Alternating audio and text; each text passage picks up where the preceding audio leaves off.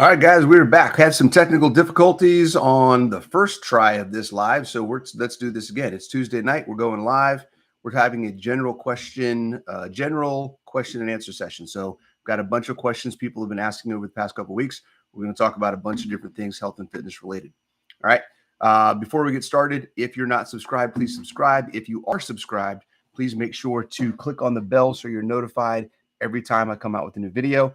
But most importantly, please share the information, share the videos that you see on my channel. We want to help as many people as possible understand a simple, easy way to implement keto, the importance of fitness and quality of life, and all of the good things that happen when you focus on quality of life improvements, not just losing weight. Okay. All right. Hey, Maya, what's going on? All right. We got some questions here. We got some clients I've been working with have been asking questions. I put a post in our Facebook group and said, hey guys, what about some things? What are some things you've been curious about? So got a handful of things here. We're going to go down the list. And obviously, as always, you guys interact. If you have any questions during this chat, during this talk, put it in the chat. If you want some clarification, put it in the chat. We'll try to make this as back and forth as possible. All right. So first question. Should I expect to see my BMR increase while I'm in body recomposition? I would hope so.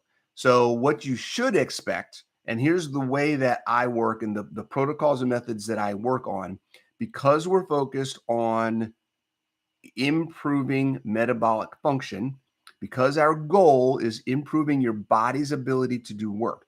Our goal, when you work with me as a client, whether it's through the app, whether it's through just doing a consultation, whether it's doing my 6-month coaching program, okay?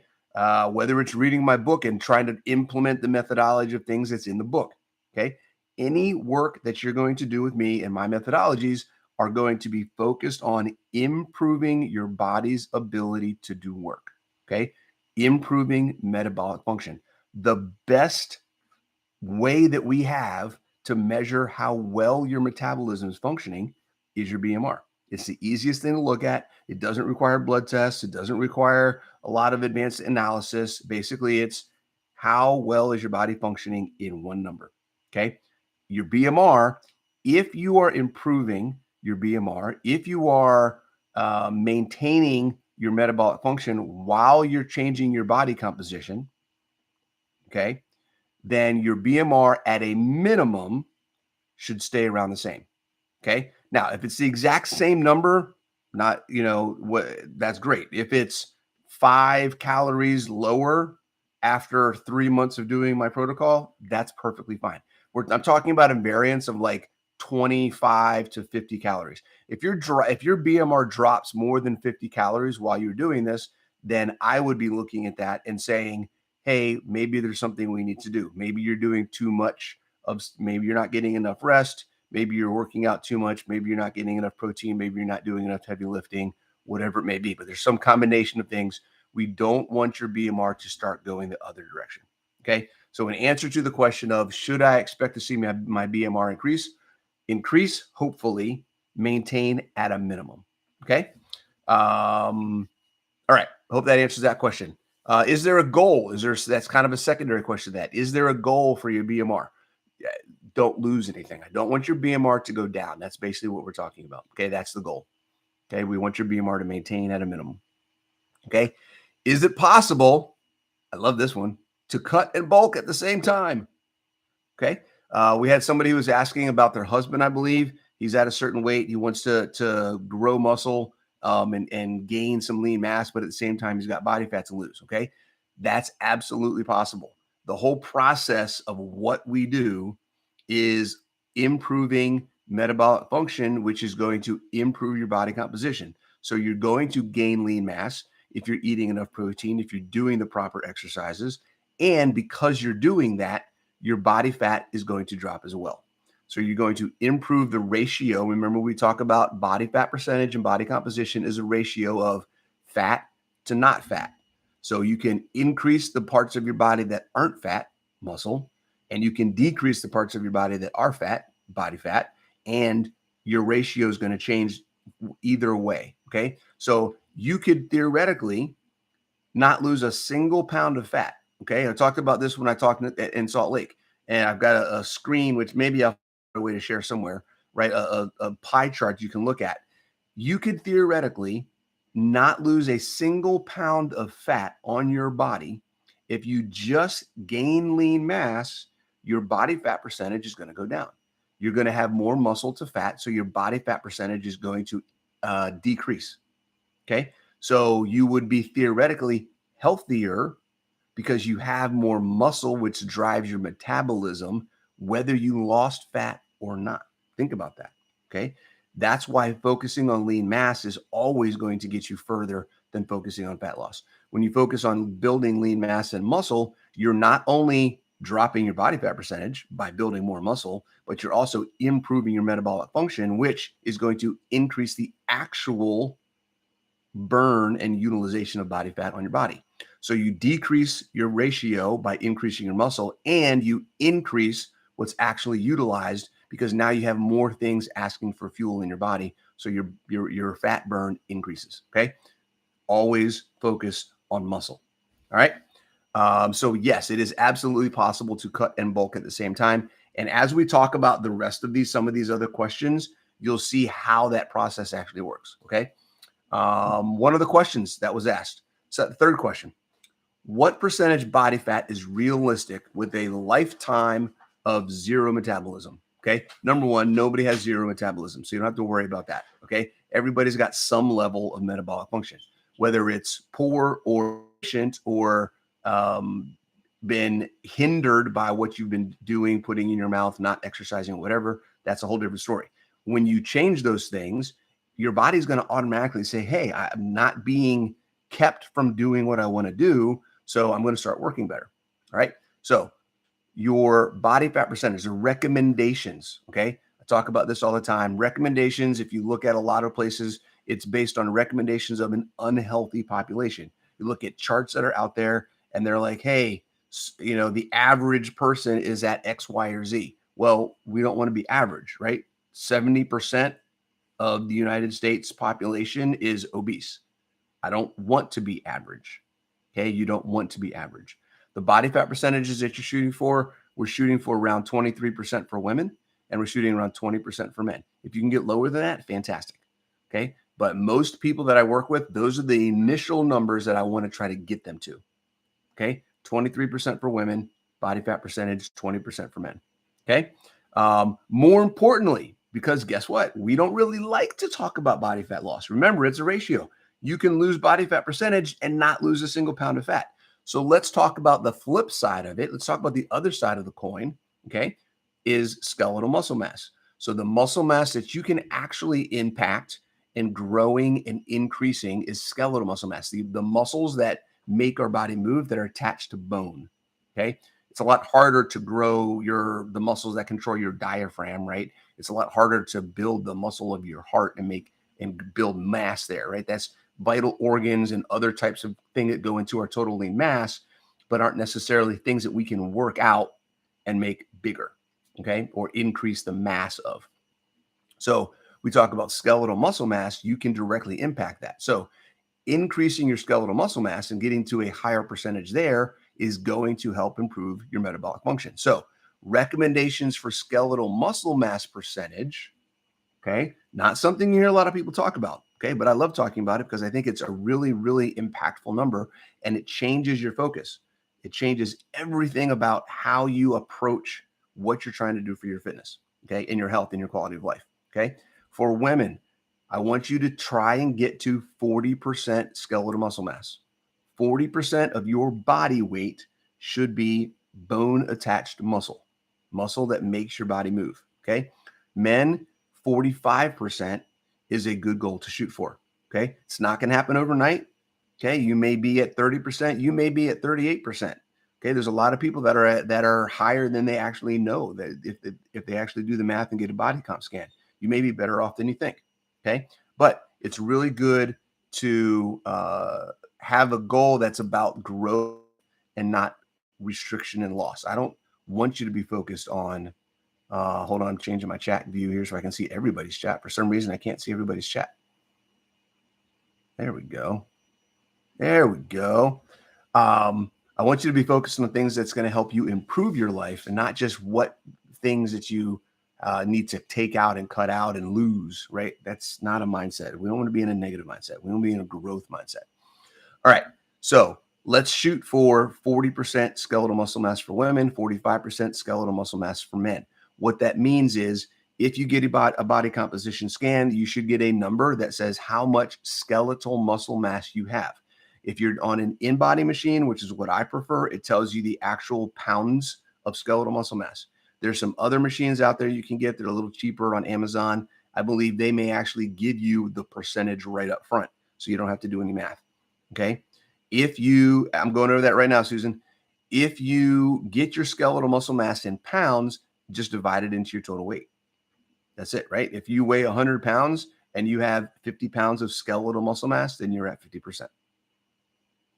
That's really all it is. Okay. So it's really simple. It's the same as your body fat percentage. Body fat percentage is how much pounds of fat are on your body divided into your total body weight, and then that's your percentage. So between the two of those, that's what we're looking for. We want to be at 40% for women, 45% skeletal muscle mass percentage for men. Okay.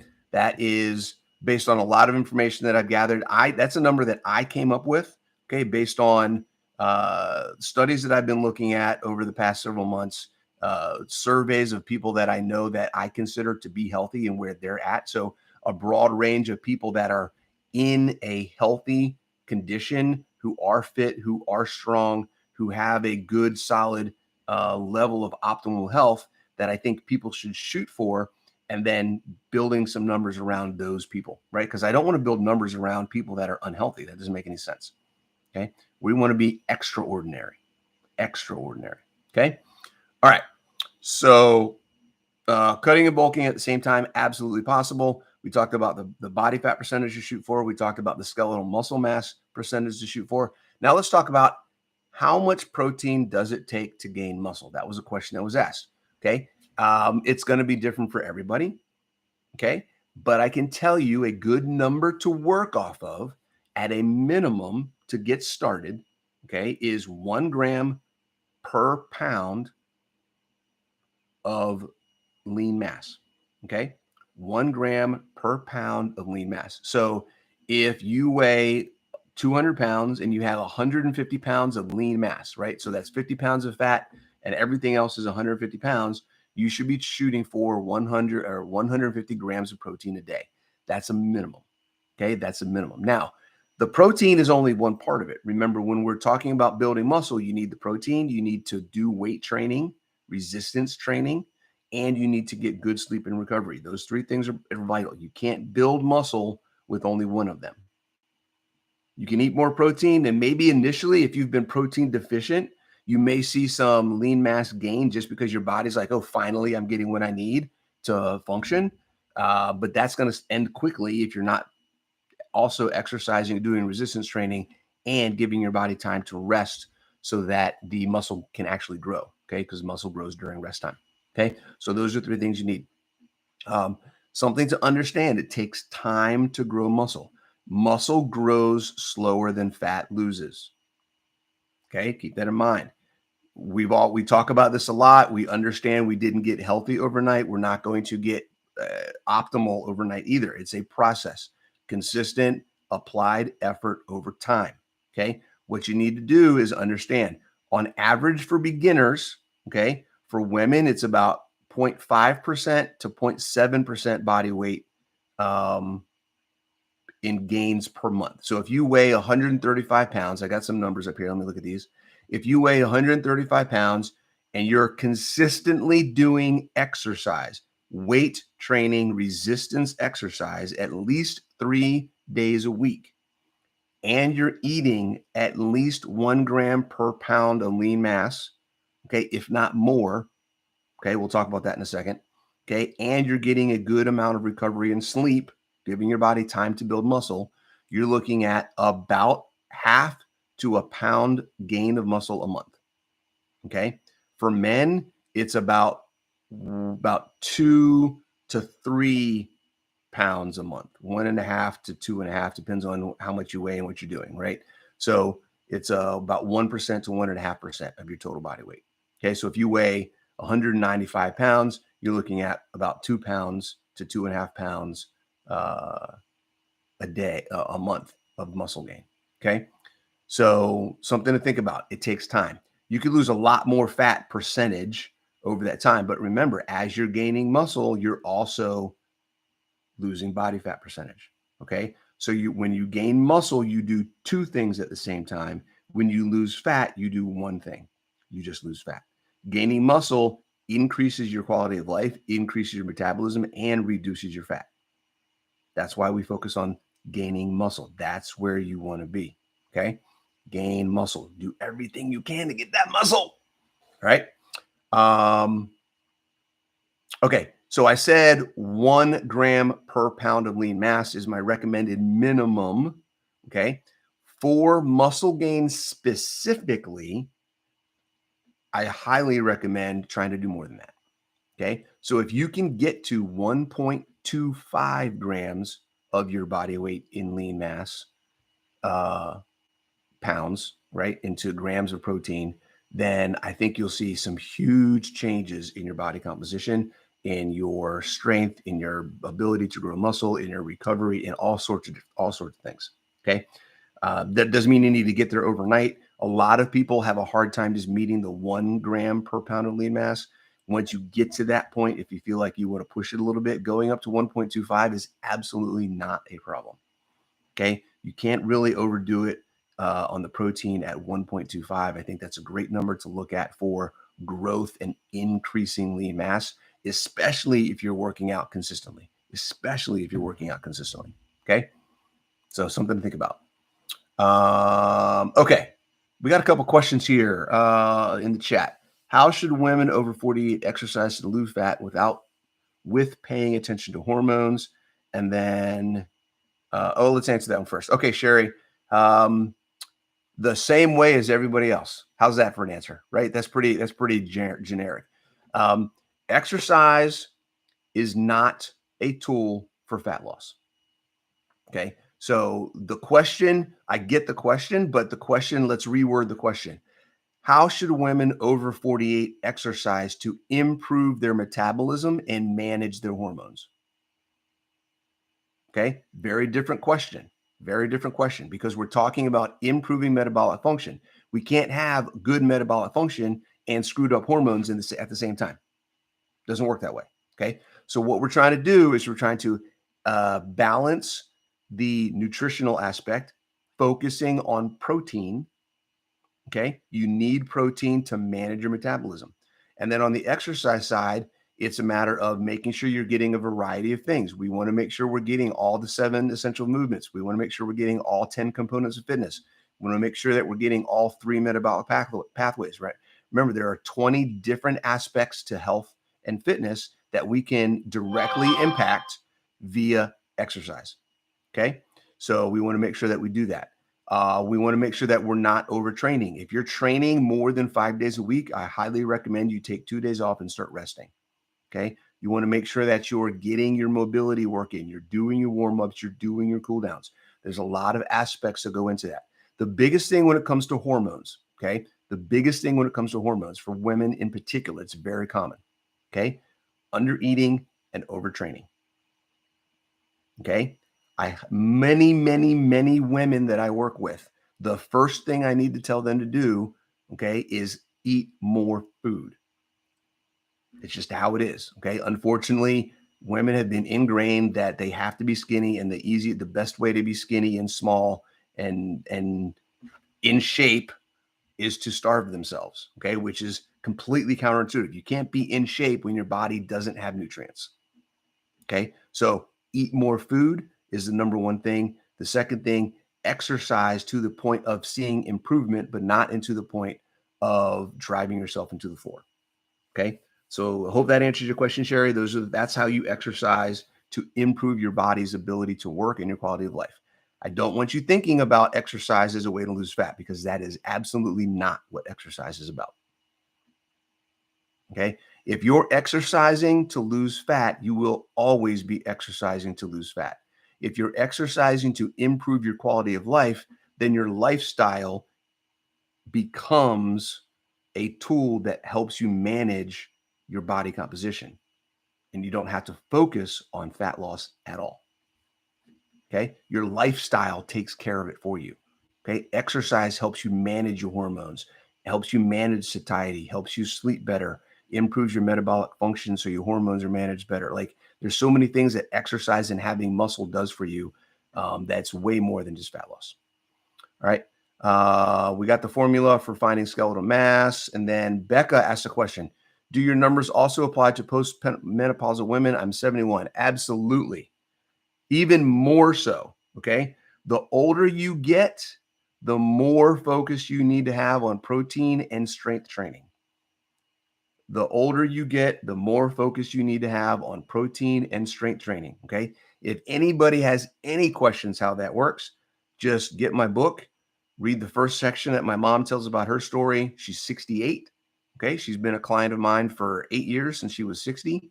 Okay. And her success with fighting off osteoporosis, with improving her thyroid function, with being able to get strong and see a higher quality of life as she gets older. Okay.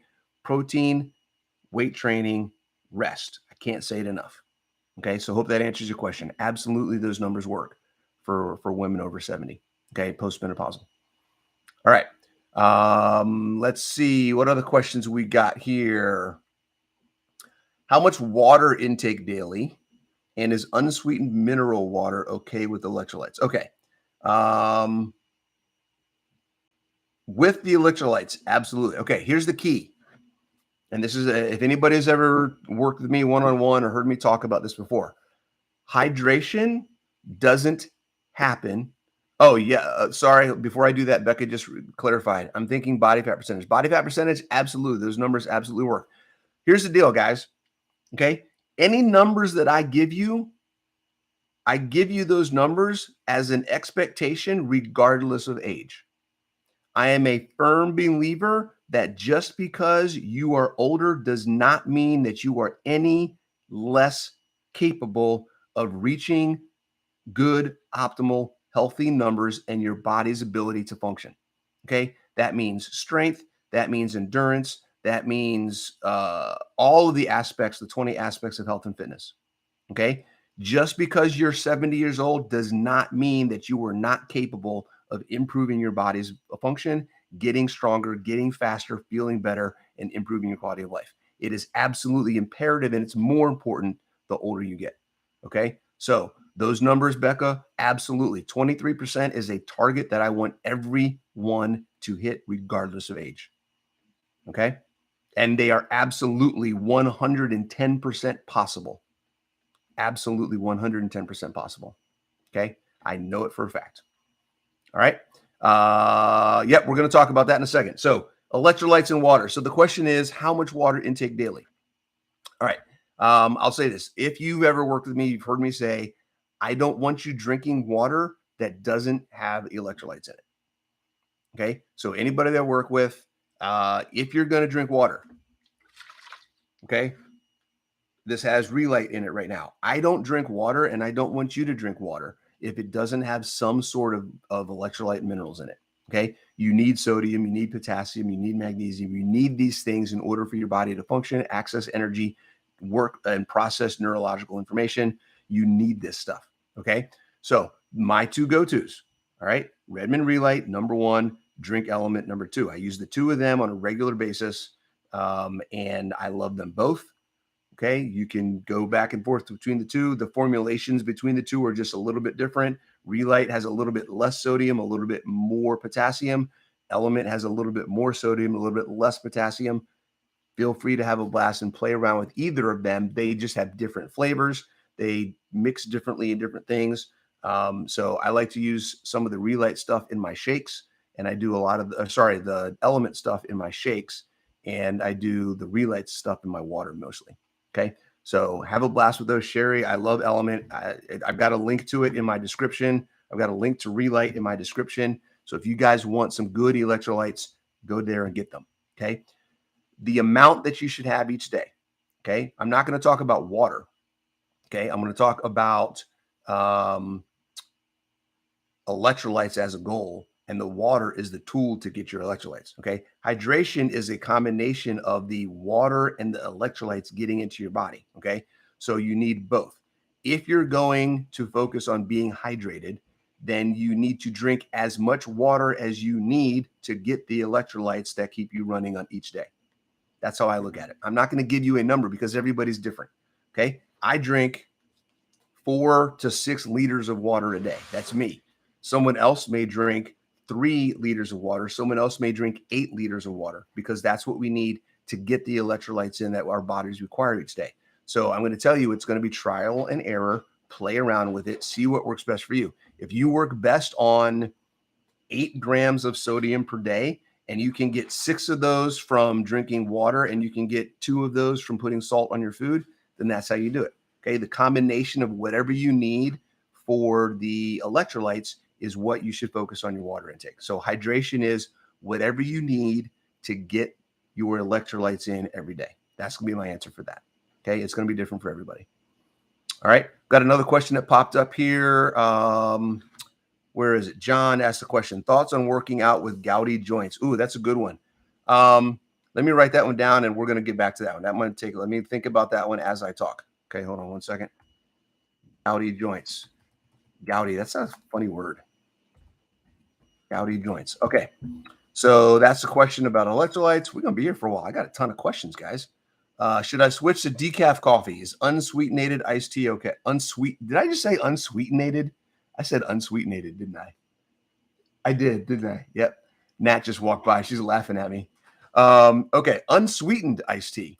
Look, coffee, guys, I don't even know if I want to talk about this one because I've tried it both ways. I've tried going without coffee. I've tried just keeping my coffee.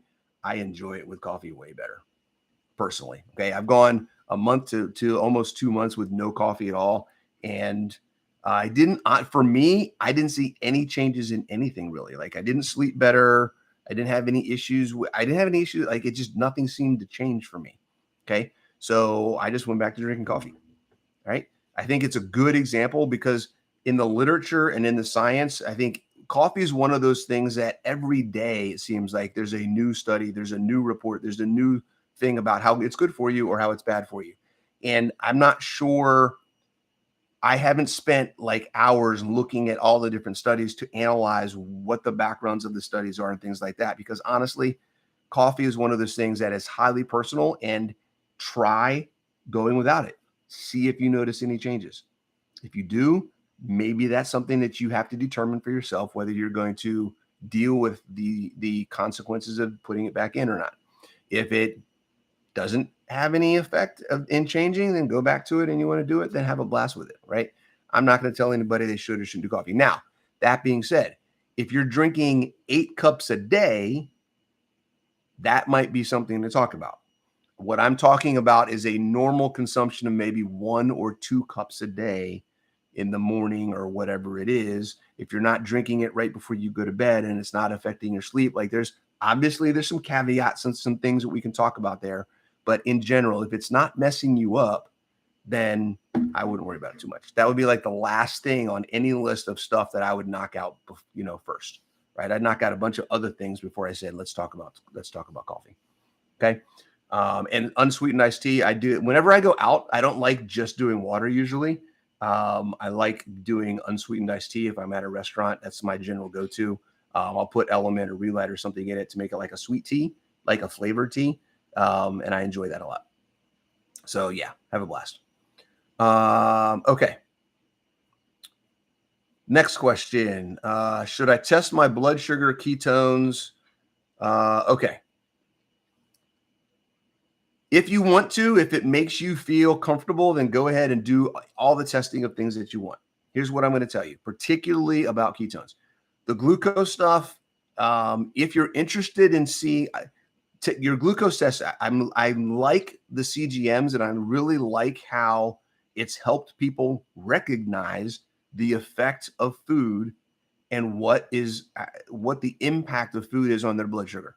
I think it's fantastic kind of thing to just make yourself an awareness. Now, that being said, I don't want it to be a crutch, and I don't think that you need to do it, okay, in order to be successful.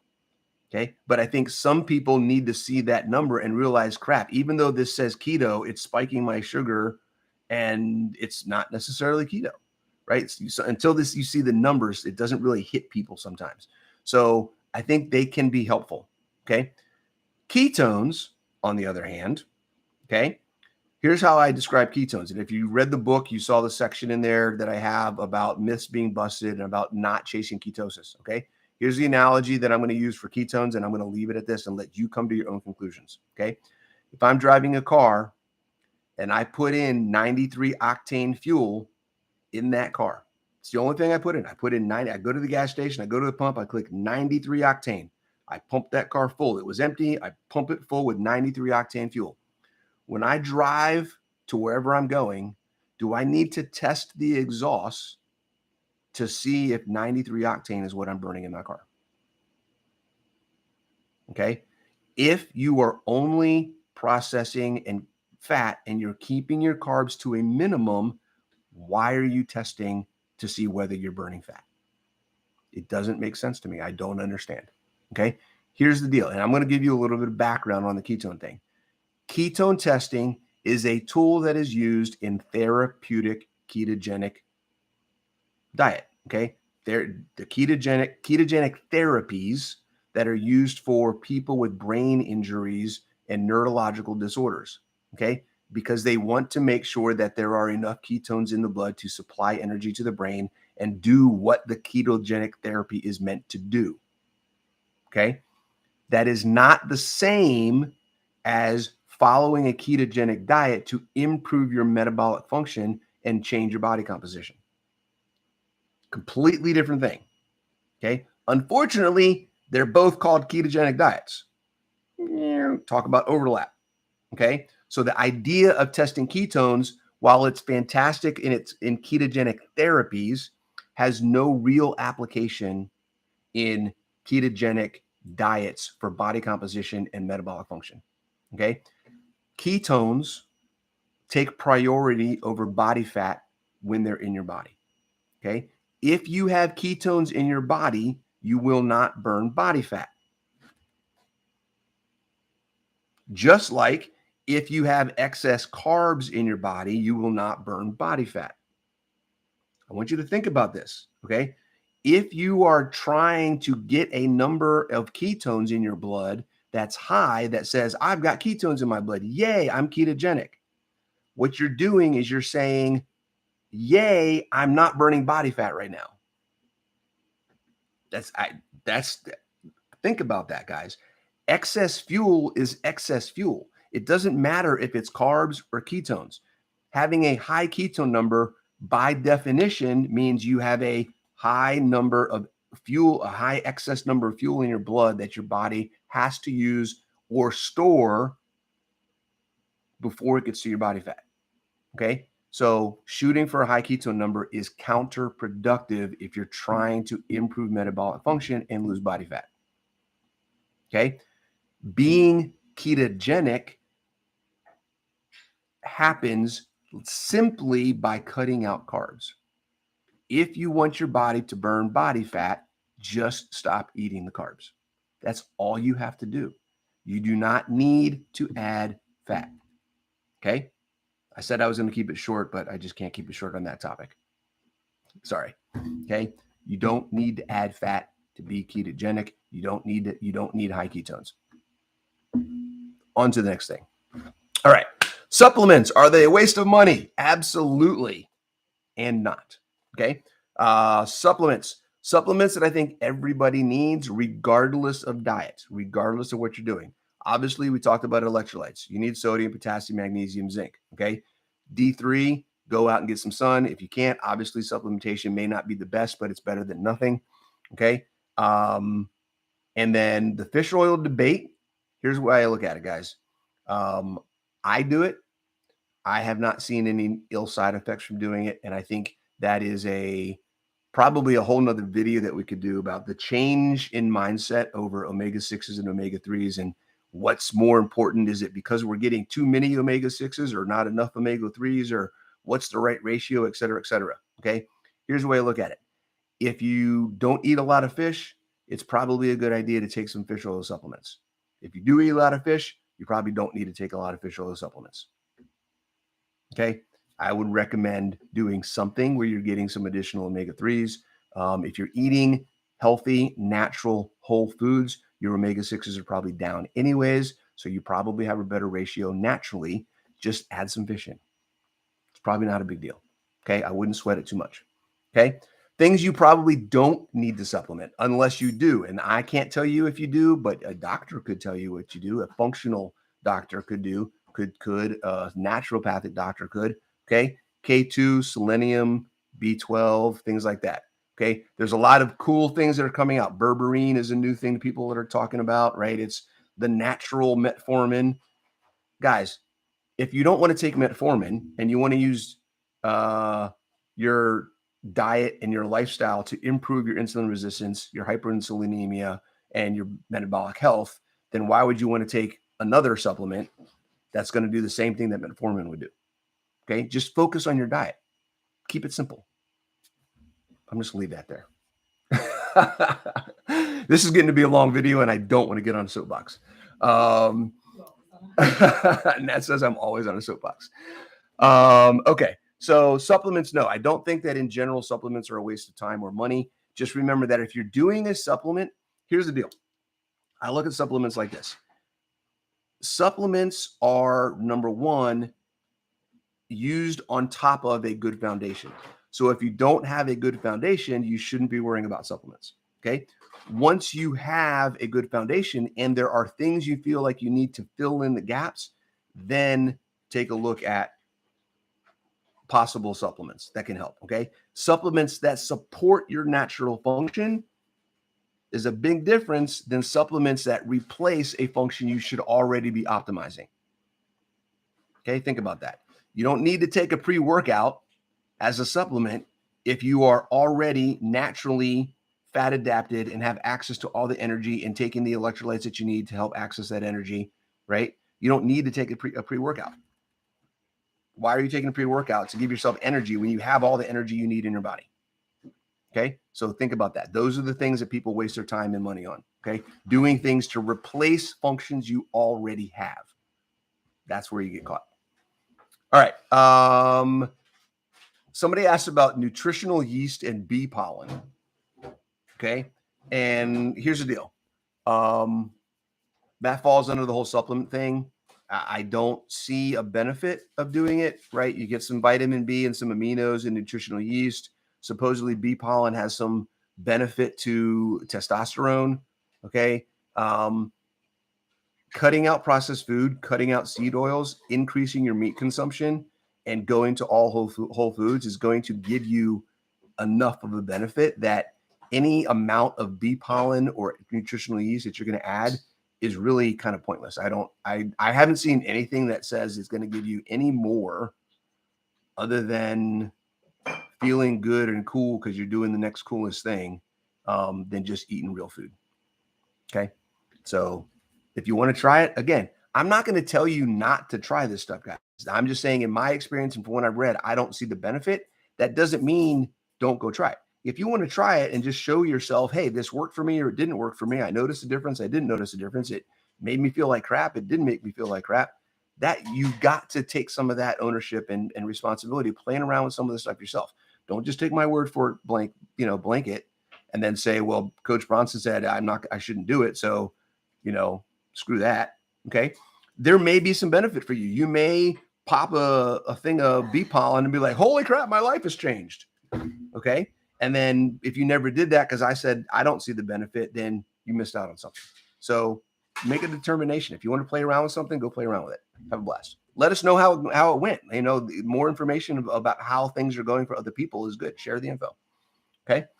All right. We got to cut this thing. Man, we're at 40 minutes. We double the normal time, guys.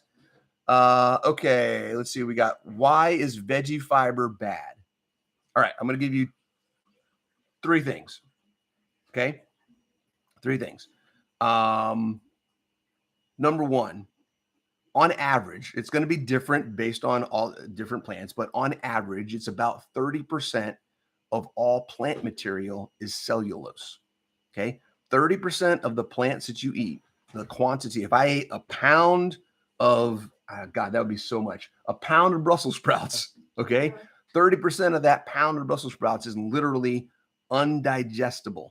We do not have the capability to digest cellulose. It's not in our body, okay? We can't do it, okay? 30% of plants are made of cellulose, okay? So 30% of plants that you eat are undigestible. Okay, that's number one. That's why they're bad. You can't digest them. Supposedly, that's a good thing. We'll talk about why that's not in a second. Second thing, because they're undigestible, all the nutritional benefits of all these things that we're told to eat, these green things and red things and purple things and eat the rainbow, 30% of them have zero nutritional value because we can't digest it. Okay? 30%.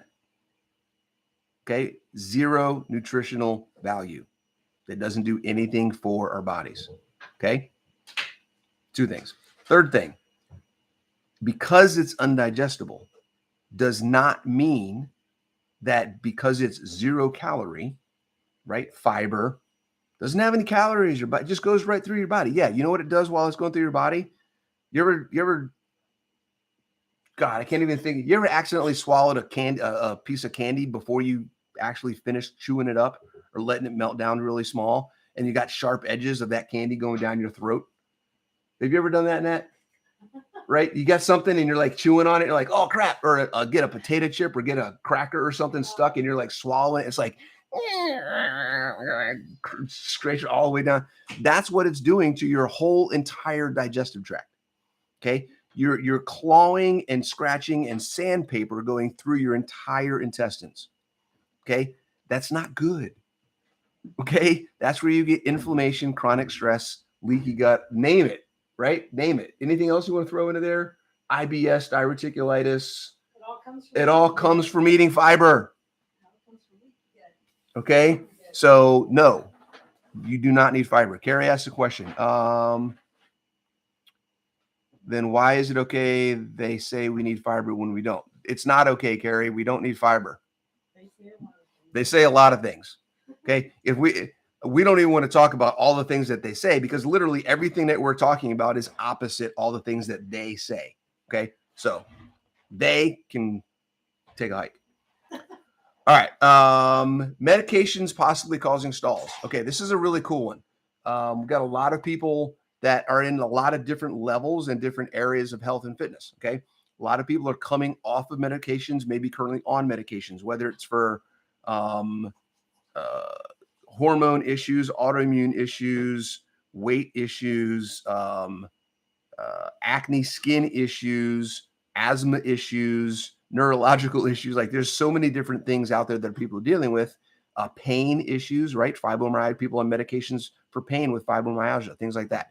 And the question is like, I'm trying to lose weight. I'm trying to improve my health. I'm trying to do all these things, but these medications seem to be messing things up. Okay.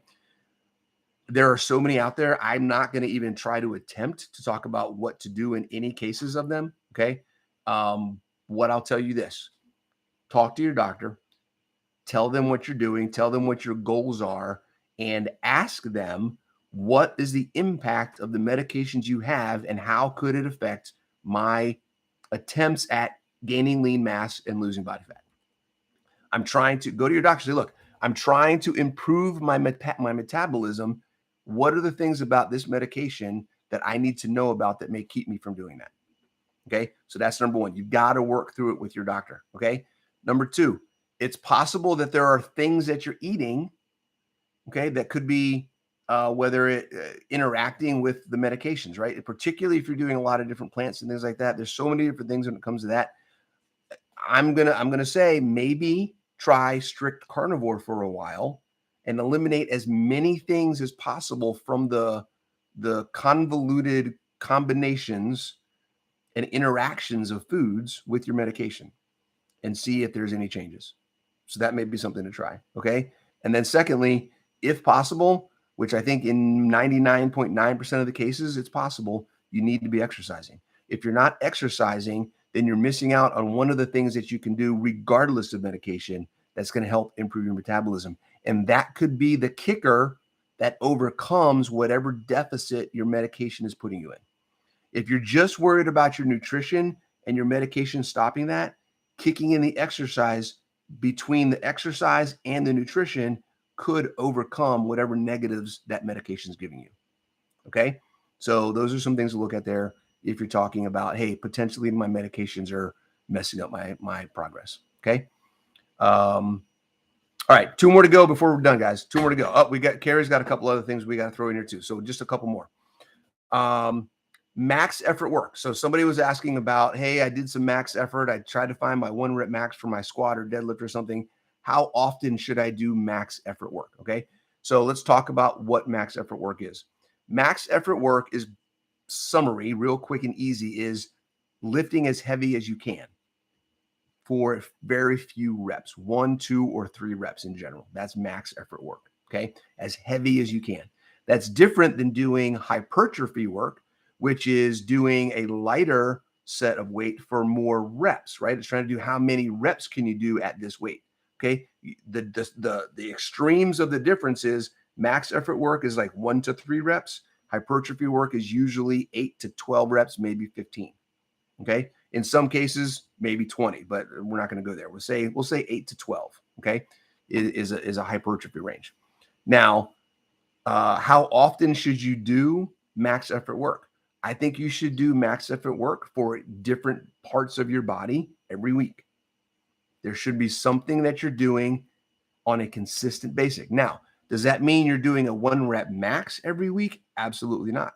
You can do a 1 rep max 1 week on, I'll just give you an example. And this is where understanding variation and understanding how to mix and match the different aspects of health and fitness and the 7 essential movements. Okay.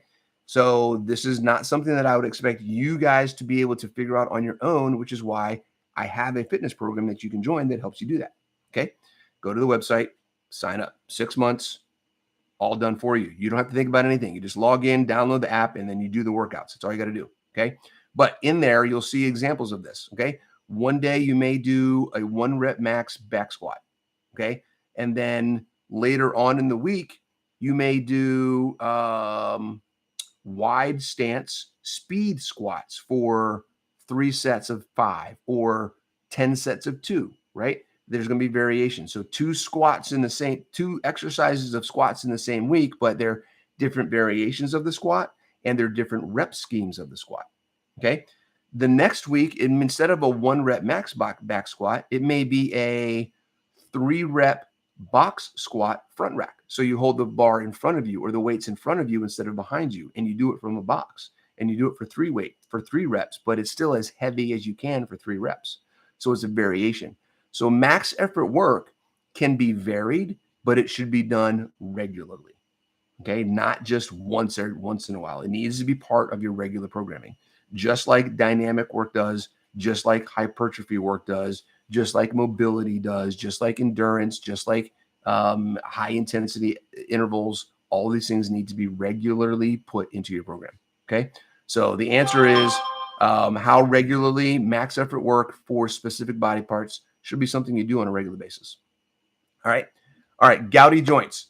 Gout in general, everybody is different. It's hard to give you a very specific answer on the gouty joints. I don't know the specifics on how long you've been dealing with it. In my experience, people that I've worked with that have had gout and dealt with that, it can take several weeks for that pain to go away. And it's really just a matter of doing what you can around that pain, understanding that there's nothing necessarily wrong. But in some case, I've had some people who they were good for a couple of days as their body was flushing oxalates and all that kind of stuff. But it got to a point where they're like, I just need to take some medication. This hurts too much. Right. So they had to take the medication, give it a couple of days, take some medication, give it a couple of days, and kind of wean themselves through the process of getting it to where they're fully cleared out of everything. And the most important thing here, though, is you have to be strict on your diet. Okay. You can't combat gout and still eat the things that is causing the gout. So the recommendation that I have is really, if you're dealing with gout, go carnivore for a while. Get that stuff out of your system. If you need to wean yourself into it, where you're slowly pulling stuff out and you're slowly using medication to deal with the pain and get to it, get to a point where you can get carnivore, get all of that stuff out there and see exactly what's affecting you and how bad specific foods are. Okay. Go carnivore for 30 days, 60 days, 90 days, then maybe introduce something and see if that causes a gout flare up. Then you know specifically that's not something I want to eat. Okay. So go through that kind of thing, right? Be very strict with it. It is something you can potentially work through. Try to do what you can. If the pain gets to be too much, like I said, I've had people who weaned themselves slowly off. They got some medication to deal with the pain, weaned themselves slowly off of that medication over time. It can take weeks. It can take months at it. It depends. Everyone's a little different. So I think you can work through it, John. Just try to take your time with it. Don't rush anything. Okay. You got plenty of time, guys. There's no need to rush. Okay. All right. Let's see here. Carrie had a couple questions. Chris today on Keto Chow said that ground turkey was good to eat since it's cheaper. I'm going to do this since I have been eating lots of ground meat. That's fine. Guys, when it comes to meat, okay, yes, grass-fed ground meat, grass-fed steaks would be the best thing you could possibly eat, okay? I can't afford that. You guys, if you can't afford that, don't sweat what you're getting. Get what you can afford. Get what you enjoy. Try it. If, Carrie, if ground turkey is working for you, you try it. You don't feel like you're having any issues. Well, hold on a second. I got alerts going on my phone. Hold on. Jeepers, Wally. If you feel like it's doing okay with you and everything's good, then have a blast. Okay. We talked about fiber. Yep. Got rid of the boxed foods. You guys have heard me say it before. If it comes in a box, if it has an ingredients label, it's not real food. Okay. All right. Good to go, John. With the carbs, BBBE is the way to go. Cool Kid Keto doing another round of BBBE. Awesome. Sticking with it through KetoCon. All right, cool. All right, guys. Some of you guys I may see in 4 days. Is it 4 days? 4 days. In 4 days on the cruise. If I don't see you on the cruise, then I'll see you again on the Tuesday afterwards. Next Tuesday's live is not going to be a live. I pre-recorded an interview with Amy Berger. So Amy Berger's interview is going to go live on Tuesday night at 7 o'clock.